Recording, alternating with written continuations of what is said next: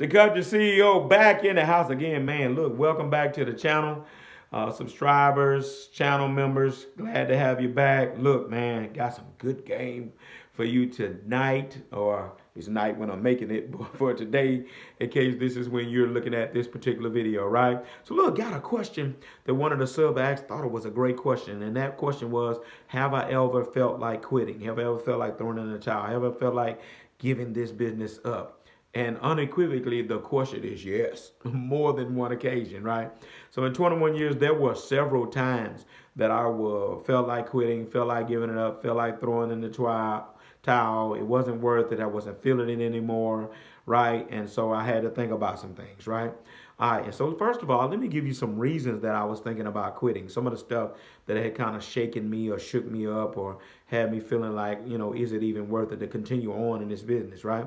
The first and foremost thing that I think shook me several years ago was the insurance skyrocket. I never forget going into my insurance agent's office to renew my insurance and him telling me about it was only one or two companies that wanted to write insurance and how the insurance was basically double. And I remember looking at him and saying to him, "What?" I said, "Man, I can't afford that. I'm going out of business." He was like, "Man, I just don't know what else I can do for you. Maybe we can stretch it out. Instead of having the grace period at the end, we can put it over 12 months."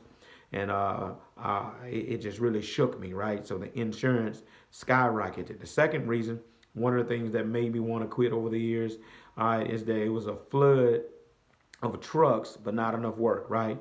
The work was just kind of average. I'm not gonna say it was no work, but it was average work, and you just had an overabundance of trucks, man. You probably had 200 trucks in this particular area, man, and I was just like, wow. And it's a lot of trucks, and looked like they were beating me to the punch, getting to the jobs. My customers didn't have a whole lot going on, so it was just a tough time. That made me think about the fact, like, wow, should I continue this? Should I do this? Is it time to look at something else or what, right? All right, the third thing that made me want to quit at one time was the weather just had got crazy. Here in South Louisiana, we're used to pop-up showers in the summertime, but man, look, I don't know what was going on, but dude, it literally started raining for 2 or 3 months in a row. And when I say in a row, not every day, 7 days a week, but I'm telling you, it was raining 2 or 3 days every week, literally for 3, 4 months in a row, one of those years. And I was like, wow, this is crazy. Never had seen that before in 21 years. I think that was like 4 years ago that happened. And I was just like, man, what is going on? All this rain. We had never had that kind of rain, man. And I was just wondering, okay, is it time for me to look at something else? All right. All right. Fourth thing that made me feel like quitting one time was accidents. I had some drivers, and it just seemed like it was one thing after another. One driver had a pretty good accident. He come across lanes of traffic and hit somebody. I'm in the wrong. He's in the wrong. Company had to pay that out pretty substantially. One of my drivers left the bed at one time going up under the asphalt silo, hit the silo. Um, and then another little fender bender, and all that just was back to back. And I was like, oh God, man, this is crazy. I'm already paying insurance out the wazoo. Now these things are happening. Now my insurance is going to go up. All right. And then the fifth thing that made me feel like maybe it's time to quit and look at doing something else, it just seemed like the grass was greener on the other side of the fence, right? No matter what the other side of that fence is, it looked like other folks was just doing better, doing some, things were fruitful for them, whether it be with a job or other things. It just looked like things were happening better everywhere else except for what I was doing, with dump trucking. So those are 5 reasons why I definitely at one time wanted to quit. But guess what? I stayed. Country CEO, why did you stay? Guess what? I'm going to tell you after you hit that like, hit that notification bell, share this video, subscribe to this channel, right? All right, so the reason that I stayed, let's take them in the same order in which I gave you the reasons. Number one, I just toughed it out and sucked it up and said, I'm just going to try to pay this insurance and see what happens, man. It gutted a lot of the profit, but hey, I made it through and I was able to pay the insurance. It was a lot.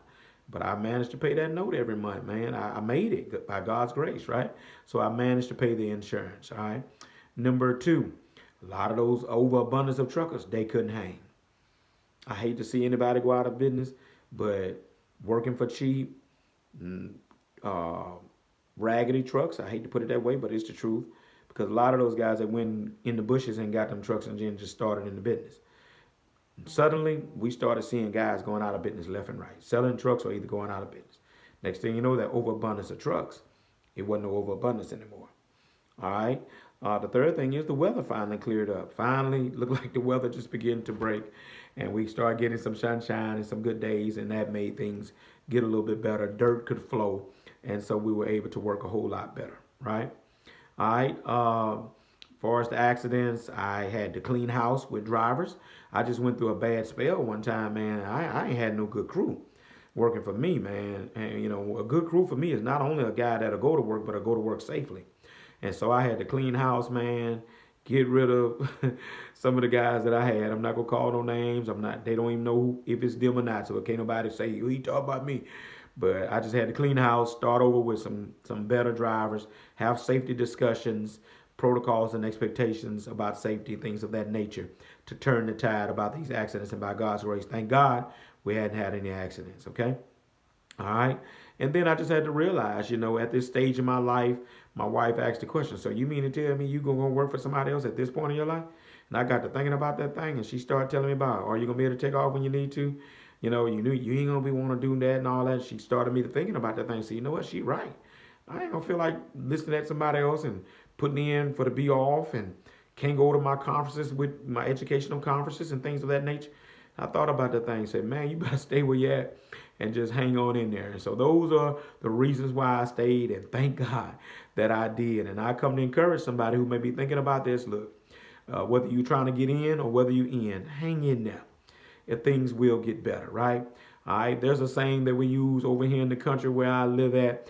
The old folks used to have it saying that's put it this way: tough times don't last, tough people do. Hang in there. Country CEO here to tell you it does get better. I'm gone.